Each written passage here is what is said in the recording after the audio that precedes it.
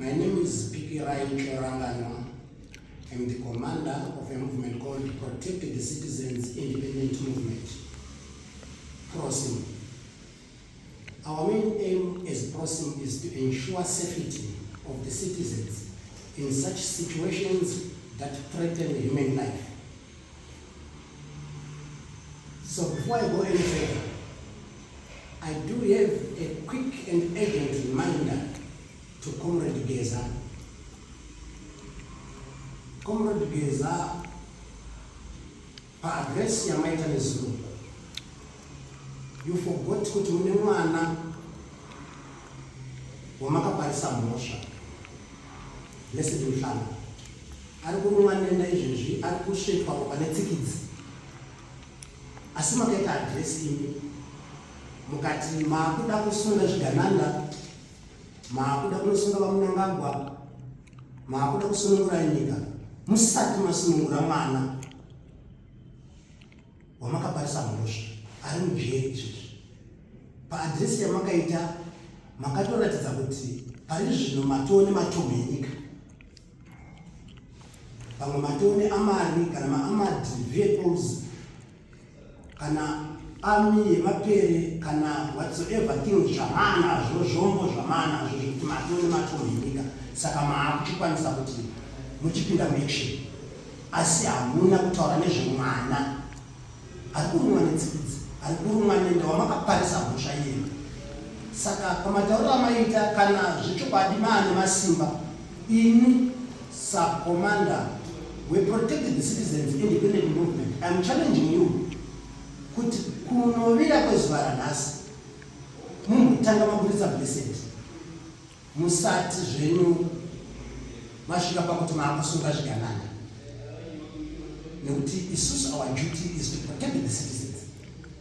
Saka I come to you with a very heavy heart, maZimbabweans, nenyaya yaBlessed Mhlanga. Mwana akapariswa mhosva, asi pasisina tarisiro yekusunungurwa kwake.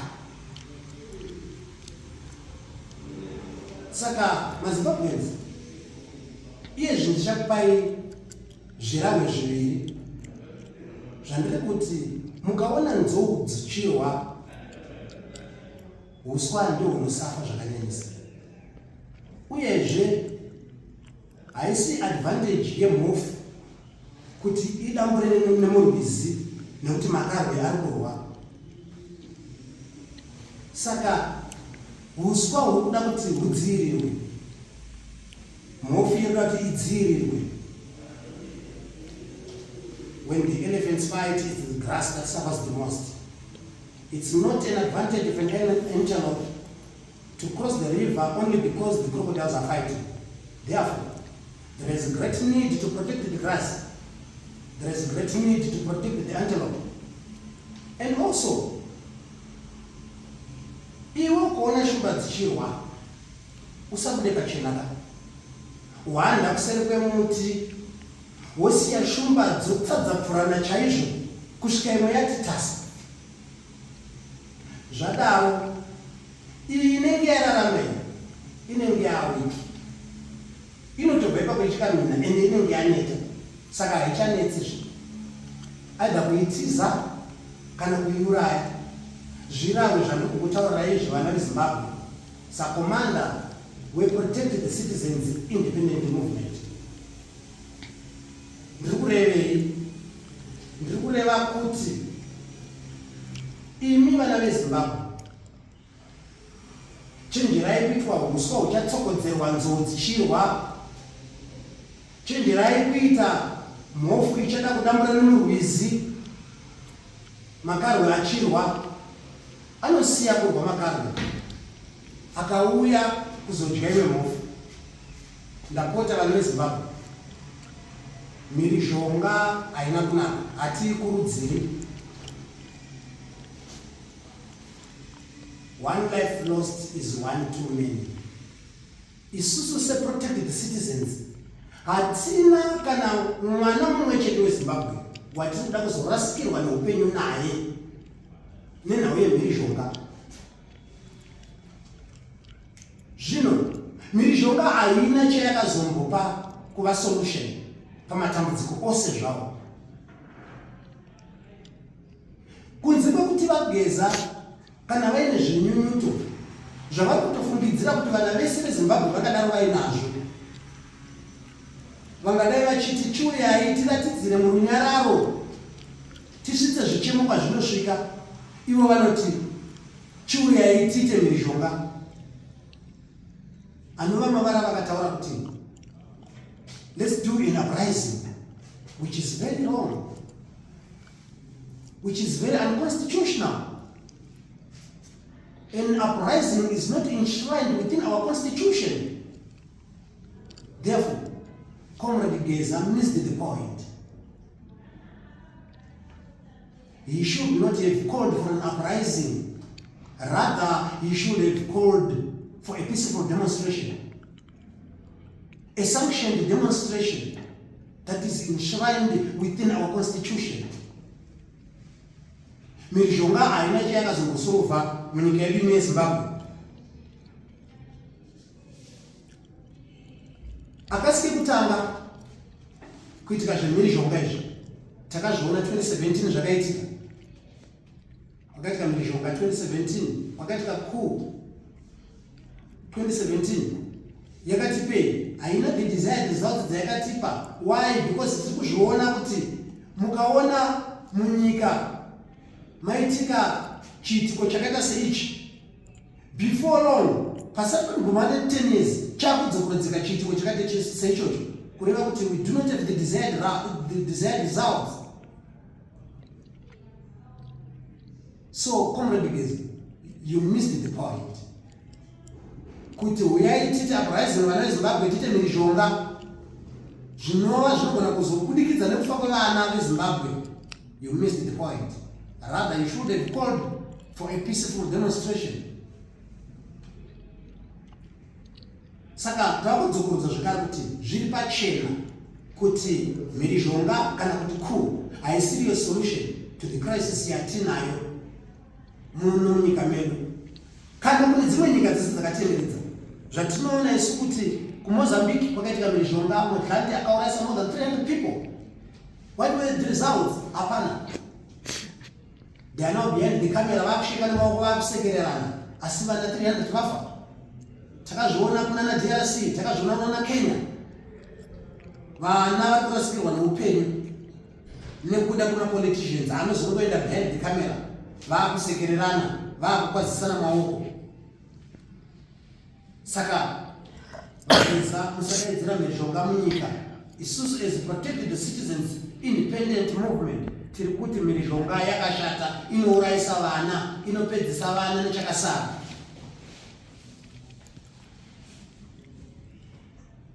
Is it necessary kudeura ropa rema innocent civilians nekuda kwepower?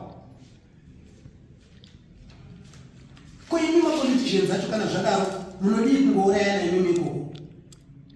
Imi Vageza muri kutaura kuti his excellence vanoziva pandiri izvozvi. Nemi Vageza kustate house munokuziva in and out, kumba kwa his excellence munokuziva in and out. You were a central member, a ZANU-PF central committee member. Hamuna kuda kuadresa zvichemo zvenyu in-house.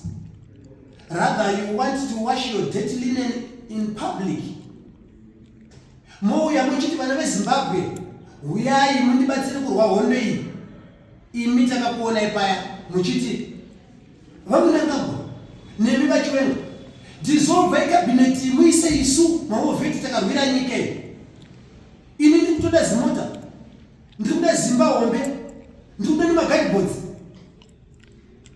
or mabodyguard whatsoever. Zvino ini ndinovimba kuti pamusina kuwana zvinhu izvozvo Vageza, ndo pakabva chinyunyuto chenyu. Ichi ndechenyu ichi chinyunyuto ichi Vageza. Zvimwe zvese zvamava kuti vana veZimbabwe aiwa tagara tanga tiri nazvo. For the past donkey years, you have not been speaking Vageza. You have been in the system. Imi izvezvi muri kutotobva nemhosva dzamakapara. Tikatozvisa pamwe dzimwe dzeche dzakatosiyiwa. You've been in the system. Hapana chamakanga muchitaura. Zuro ndi zuro chamisano chema ndabirirwa ma-elections. You did not come to his rescue. Zuro ndi zuro musoro kwakaitwa mhirizhonga tikarasikirwa nevana vaitaurwa vaikunzi kwakaitika mhirizhonga vana 6 vakafa. You did not speak, but only because maakuda zimota, maakuda kuti cabinet dissolve mupinde ini zvatadzika, maakuchiti vana vese veZimbabwe chiuyai ndiadirese zvenyunyuto zvenyu. Imi nyaya iyi yekuti ana Wicknell vanani mazita aya anaTagwire, they have been in the public domain since time immemorial. Saka maakuda kuzozvadhisa nhasi nekuti imi zimota hana kuya. Dai makapuwa zimota, dai makapuwa imba nemabodyguard, dai munyerere. Saka handisi kuona anything chiri genuine pakolo yenyu vageza yekuti vana huyai ndikwadzise zvichemo zvenyu nyika yese, huyai mastreets tiratidzire tichiita mhirizhonga. You are not genuine. If you were genuine, kungadai kuchema kwese kwakaita vana veZimbabwe previously makataura. Saka ikozvi maakuti tikuda kubva tabvisa zvigananda, tikuda kubva tadita sunga vamunangagwa vageza tadzokorora 2017 paya konzi we now want to remove the criminals around his excellency. Zvikazotipei nhasi maakuda kudzokorora. Aiwa, hazvina madesired results izvozvo, nekuti nhasi kukanzi vamunangagwa vabviswa pachigaro zvisiri pamutemo, zviri unconstitutional zvatiri kuda kuita izvi.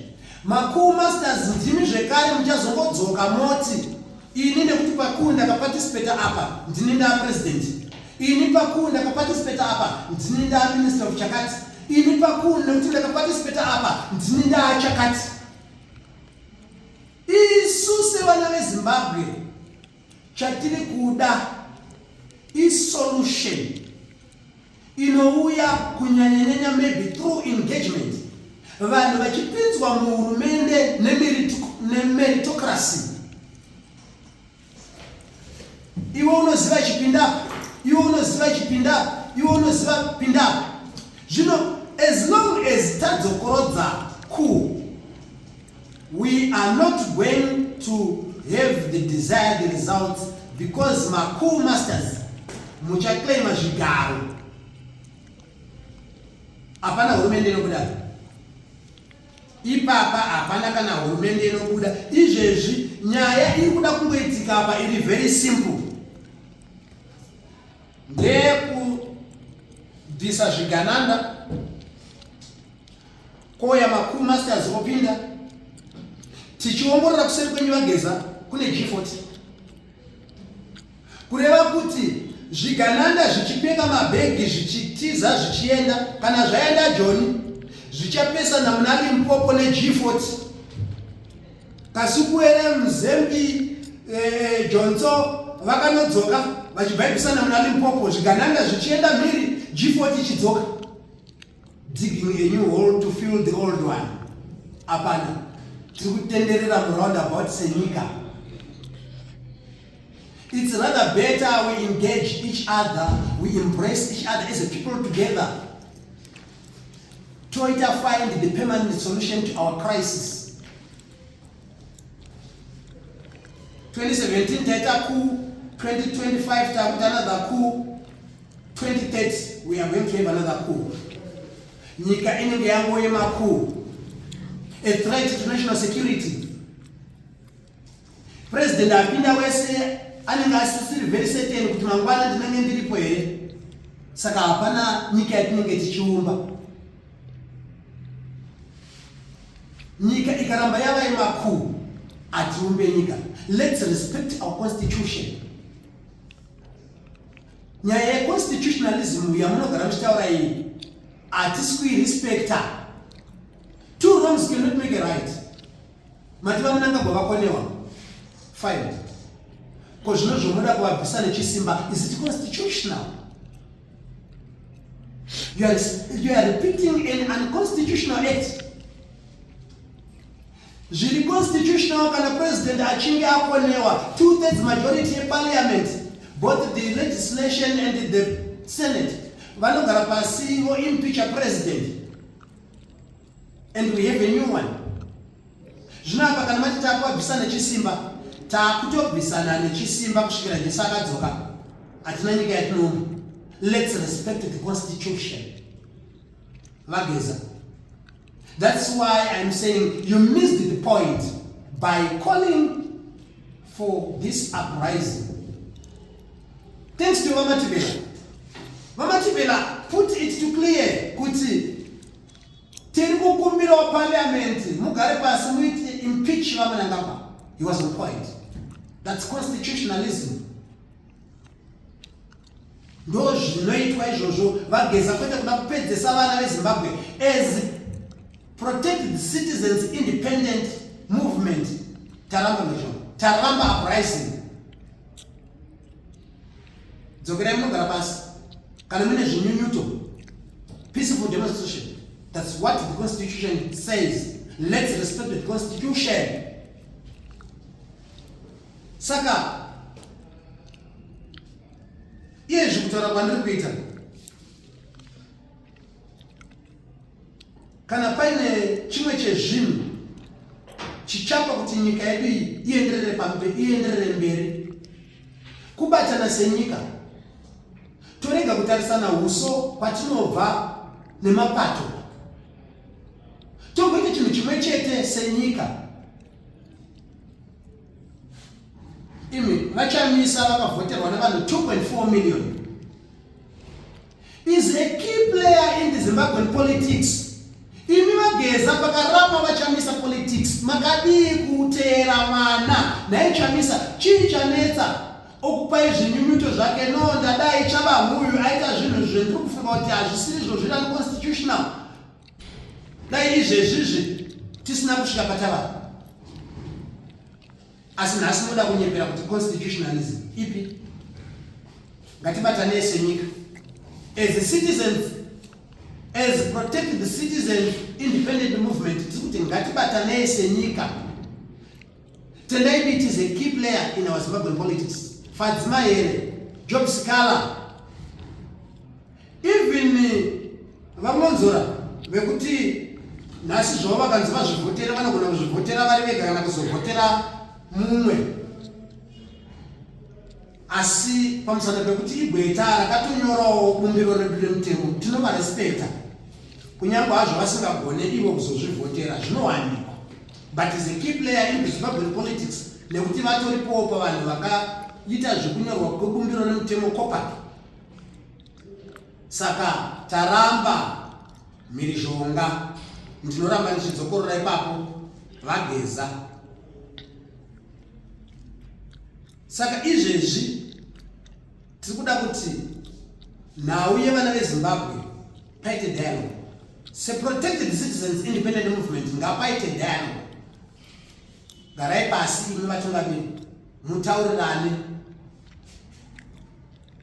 Weeknow zvauri kuita zvekungosiplasha mari uchipa vanhu motikari uchidii uchipana maiwele kuti vatamba. Toda mishonga kuzvipatara. Gwanda solar project ngaipedziswe. Vatagwirei, tinokumbirawo mutibatsira apa. Ewe ningiwe asikoti, tikuda izvinezvi marodzi ngaagadzirwe. Welfare yevana veZimbabwe. Nekuti izvezvi tikadzokorodza futi kuti takusunga zvigananda, nhasi zvafuma zvakatiza. Mari yese zvaenda nayo yavakabhenga kunze kwenyika yaenda. Tiri kudzoka tingotendera masekozi. Zvinyunyuto ngatipei maningi. Apa panoda kugadziswa, apa togadzisa, apa togadzisa, apa togadzisa. Achikora mutemo achisungwa. Ndiri kushamisika vageza. Amuna kana RRB1 yemhosva yamapamhangarira vanhu vamukuti vane mhosva. Hatina kutoka mhodzi wese kuti vageza versus Scott. vageza versus weakness. Apana ararabiwa nemakavhura yekuti paitwa mhosva. Ndisingavarambire kuti vane mhosva. Andigone kuvarambira handisi kuita. Asi ndiri kuti ngatiite dialogue. Mari dzese dziri kuendeswa kunze kwenyika dzamuri kuti dzine zvigananda nechiti tiri kudzida munyika medu muno. Zvinyunyuto zvedu zvese izvi zvogadziriswa. Imi kana muchikodzera kupuwa zimotikari mopiwa, kana muchikodzera kupuwa mabodyguards mopiwa. Asi pamaziviro angu kuti mungapuwa mabodyguards tinganyeperana. Asi sevana veZimbabwe ngatiitei dialogue, tichiwirirana pamwe chete, tichifambidzana pamwe chete. Zvakatadzikwa zvese, let's correct the wrongs. Kutadzika kunowanika kana mumba baba namai vanotadzirana, but let's correct the wrongs. As we speak, zvese zvamakamentiona zvacho zvese zvezvamaitaura zvese zvezvi zviri kuzoshaya value pakungodeedzera uprising, zvabva zvashaya value. So vageza, do not miss the point like what you did. You missed the point. I'm dead uprising in a peaceful country like Zimbabwe. And I'm appealing to you innocent civilians. I'm appealing to you Zimbabweans. Musa ita mirizhonga. Musa yenda kunoita mirizhonga. Constitution yedu inoti munoita a peaceful demonstration kana maita zvichemo nezvinyunyuto. I'm appealing to every organization, be it my opposition parties, be it my civic society groups, be it my churches, angave ma organizations, akafana ma vendors associations. Tauriranai kuti kudeuka kweropa kwakaipa, mirizhonga yakaipa, ngatizive ma channels ekufambisa nawo zvinyunyuto zvedu. Atidi mirizhonga. Saka izvezvi kutaura kudai ndichida kupedzisa kutaura. Ndinoda kutenda maningi vachamisa vakabva vatoramba kuti kwete, ini handipo pakutyora bumbiro remutemo pamirizhonga yenyu, handipo. That's being mature in politics. Ndo vatungamiri vatinoda. Rambai makadaro vachamisa, atidi mirizhonga. Imi vasikala, Job Sikala, muchiona makazonopedza 2 years makavharirwa. Inyaya dzekuhakira idzi. Haikona kuita tsine kungohakira. Chauya ndirimo, chino chauya ndirimo. Hazvisizvo. Amos Chibaya, tsiurikai vakomanai. Tsiurikai, hatidi mirizhonga munyika, haina chayakazombosolva. Vachamisa vakati, it's only dialogue.